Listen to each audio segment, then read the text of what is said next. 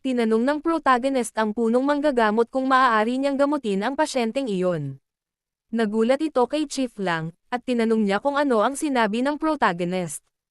Nilinaw ng protagonist na kung pinahihintulutan siya ni Lang, susubukan niyang gamutin ang pasyenteng ito.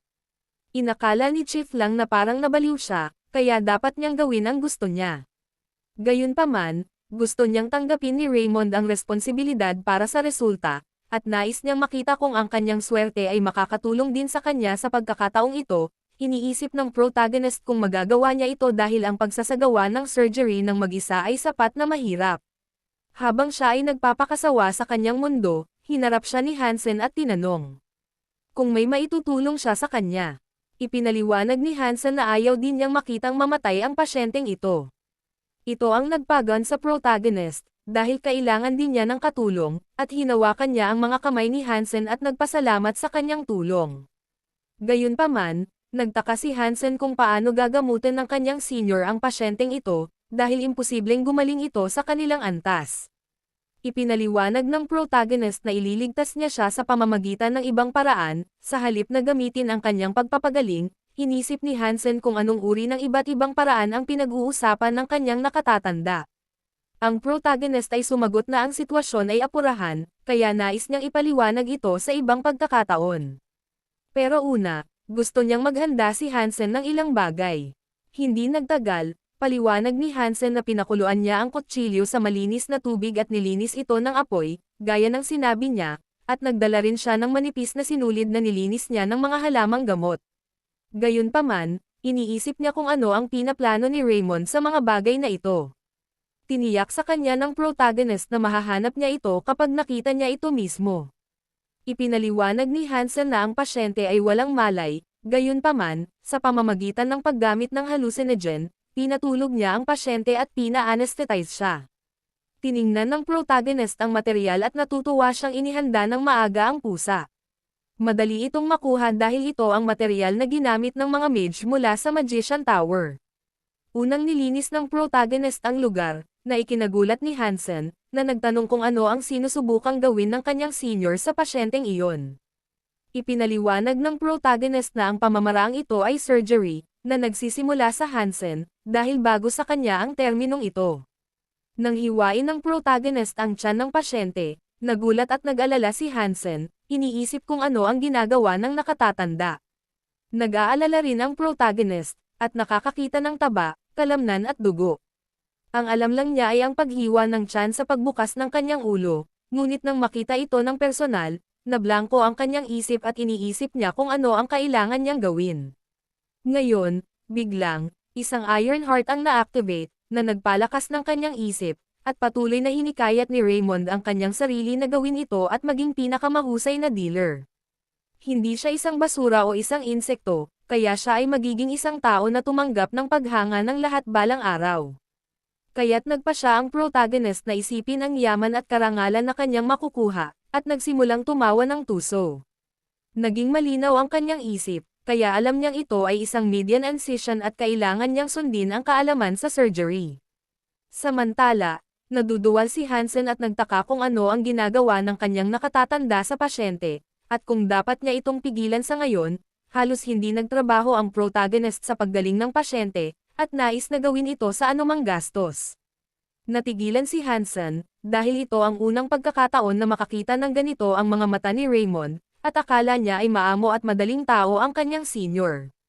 Sa kabilang panig, ang protagonist ay nakakakita ng isang dilaw na likidong tumutulo mula sa duodenum, kaya hindi niya inilabas ang butas-butas na duodenal ulcer nito. Kaya kailangan niyang iligate ang art area at harangan ang butas. Bigla niyang tinawagan si Hansen at inutusan siyang buhatin ang pulang orange na ikinabahala niya. Natakot siya sa pag-iisip na buhatin ito, at nagsimula siyang umiyak habang binuhat ito. Kasabay nito, alam ng protagonist na kailangan niyang putulin ang butas-butas na bahagi gamit ang kutsilyo. Biglang bahagyang napigilan ang paggalaw ng kanyang kamay, at sinumpa niya ang kanyang kapalaran. Bagamat alam niya kung ano ang kailangan niyang gawin sa kanyang isipan, ang kanyang kamay ay hindi makasunod, na nag-aalala sa kanya, dahil sa bilis na ito, ang surgery ay mabibigo. Nais niyang bumalik sa normal ang kanyang sarili at hawakan ang kanyang sarili, kaya iniisip niya kung ano ang dapat niyang gawin. At naalala niya ang isang bagay na dapat niyang bilhin, ang kakayahang ipinagpaliban niya, na ang maliksi na kamay ng surgeon. Bagaman mahalaga ang mahusay na tibay at kamangha-manghang katalinuhan, ang pinakamahalagang bagay, sa huli, ay ang kakayahang iligtas ang pasyente. Kaya binili niya ang maliksi na kamay ng skilled surgeon, at inilapat din dito ang bonus. Kaya ang kaunting halaga ng mga puntos ay naubos. Ang maliksi na kamay ng surgeon ay isang natatanging skill na may proficiency D, at sa pamamagitan nito, makakakuha siya ng mga surgical skills na lampas sa kanyang kakayahan minsan sa isang linggo, at ang census stats ay tataas din ng 10. Gayunpaman, kapag tumaas ang protagonist's proficiency, ang cooldown effect ay nabawasan, at ang kanyang sense stats ay tumataas ng husto. Hindi nagtagal ay na-activate niya ang skill, tumaas ang kanyang sentido at naging mas pino ang kanyang paggalaw. Natuwa ang protagonist, dahil naging sensitibo ang dulo ng kanyang mga daliri. Bagamat awkward pa rin at hindi pamilyar, mas naging pino ang kanyang mga kamay, at parang naibigay na ang kulang kay Raymond. Inutusan ng protagonist si Hansen na bigyan siya ng isang sinulid, at masunurin siyang sumang-ayon. Kailangang itali ng protagonist ang art area at itigil ang pagdurugo, at siya ay nalulugod, dahil ang kanyang mga daliri ay naging mas maliksi, kaya hindi ito mahirap. Kailangan lang niyang isara ang butas sa dingding ng duodenum, dalhin ang momentum na kumukonekta sa tiyan at gamitin ang gram patch upang harangan ang pagbutas. Pagkatapos ay kailangan niyang masira ang vagus nerve, na nauugnay sa gastric acid production. Matapos panasan ng malinis na tubig ang gastric juice na nahawa sa peritoneum, sa wakas ay isinara na niya ang paghiwa. Naabisuhan siya na matagumpay ang kanyang unang open abdominal surgery, at ito ang kauna-unahang surgery sa Labansya Continent. Sa pamamagitan nito, natamo ni Raymond ang tagumpay ng ama ng surgery, at siya ay maitatala bilang isang pioneer ng mga susunod na henerasyon. Ang kanyang natamo na tagumpay ay mataas kumpara sa kanyang ranggo, ngunit ang nakuhang skill points ay may mga paghihigpit, at nakatanggap siya ng 100 skill points. Tumaas din ang kanyang antas, at naabot niya ang katayuan ng isang madamdaming manggagamot. At binigyan muli ng 30 skill points. Muling tumaas ang kanyang antas, 2 beses, at nalaman niyang magkakaroon siya ng karagdagang lakas ng loob kapag ginagamot niya ang isang pasyente na higit sa kanyang kakayahan. Ang protagonist ay tumawa, lumuhad at nagsimulang umiyak, na ikinabahala ni Hansen, at tinanong niya kung ayos lang si Raymond. The protagonist gladly rambles na ginawa niya ito, at si Hansen ay nakatayo sa tabi niya at nagulat. Nang maglaon, ipinaalam ng isa sa mga healers kay Chief Lang na ginagamot ni Raymond ang 2 pasyente na nagsusuka ng dugo. Galit niyang hinampas ang mesa at nagtaka kung paano ito naging posible, ngunit tiniyak sa kanya ng manggagamot na ito ay totoo. Hindi niya alam kung ano ang ginawa ni Raymond, ngunit wala na sa kritikal na kondisyon ang pasyente at ngayon ay nagpapagaling na. Gayunpaman, si Chief Lang ay hindi makapaniwala sa kanyang salita, kaya siya ay nagmamadaling lumabas upang pumunta doon at siya mismo ang nagkumpirma nito. Walang paraan na maaaring gamutin ng tao ang mga pasyenteng may pagsusuka ng dugo gamit ang mga takong, na hindi man F-rank. Binuksan ni Chief Lang ang pinto ng silid at nakita ang pasyente na masayang nakikipag-usap kay Raymond, na nagtataka kung paano iyon naging posible. Nagpasalamat ang pasyente sa protagonist dahil nagpasalamat siya na nakaligtas siya. Nais ng protagonist na huwag siyang mag-alala at itinuro sa kanya na huwag pababayaan ang kanyang pagbabantay at mag-ingat pansamantala. Hindi nagtagal, pumasok si Chief Healer sa silid at nagtanong kung pinagaling na siya ni Director Box. Nagulat ang protagonist sa kanyang biglaang pagsulpot, at nagtanong si Chief Lang kung sino ang gumamot sa pasyenteng ito, dahil walang paraan na maaaring gamutin siya ni Raymond gamit ang kanyang skills. Nilinaw ng protagonist na siya ang gumamot sa pasyenteng ito, at ikinagalit nito si Healer Lang. Ayaw niyang magsinungaling sa kanya ang protagonist, dahil walang paraan na maaaring gamutin ng isang taong may kapangyarihan sa pagpapagaling na mababa sa F-rank ang ganoong kritikal na pasyente. Nilinaw ng protagonist na hindi siya gumamit ng hilang para gamutin ang pasyenteng ito, na ikinagulat ni Chief Healer Lang, at nagtaka siya kung ano ang ibig niyang sabihin.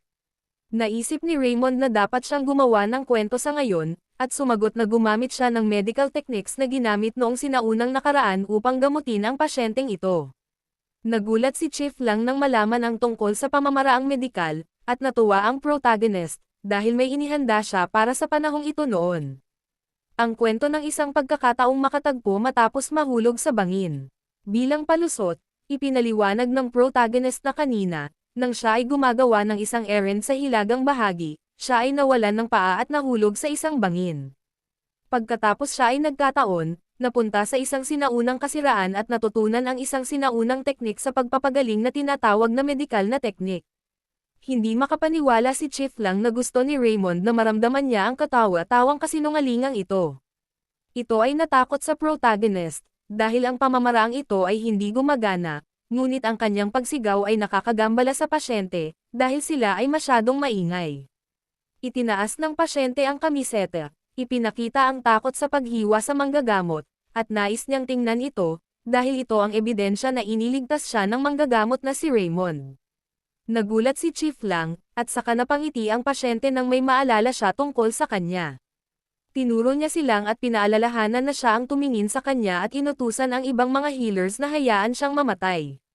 Galit na gustong pumunta ng pasyente sa healer, dahil hindi siya iniligtas ni Healer Lang, ngunit inakusahan at kinulit din niya ang healer na nagligtas sa kanya, at sinabing dapat siyang mahiya. Gayunpaman, hiniling ng protagonist na manatili ang pasyente dahil hindi siya makabangon, at hinawakan ng pasyente ang palayok na naglalaman ng kanyang ihi at itinapon ito patungo sa Healer Lang. Tinapon ni Chief Lang ang kanyang mukha, ngunit ang kanyang buong katawan ay natatakpan ng ihi, at naniniwala siyang inihagis sa kanya ng pasyente ang dern. Galit na nagtanong ang pasyente kay Chief Lang kung gusto niyang magtapon ng dumi patungo sa kanya, na ikinatakot niya, kaya hinimok siya ng pasyente na magwala. Matapos tumakas ang hepe, galit pa rin ang pasyente at iniisip kung paano tatawagan ang kanyang sarili na isang manggagamot.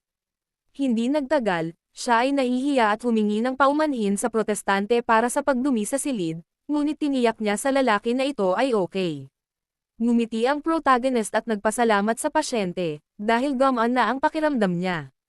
Kahit na matagumpay niyang nailigtas ang pasyente, hindi pa rin tumitigil ang tsismis tungkol sa kanya.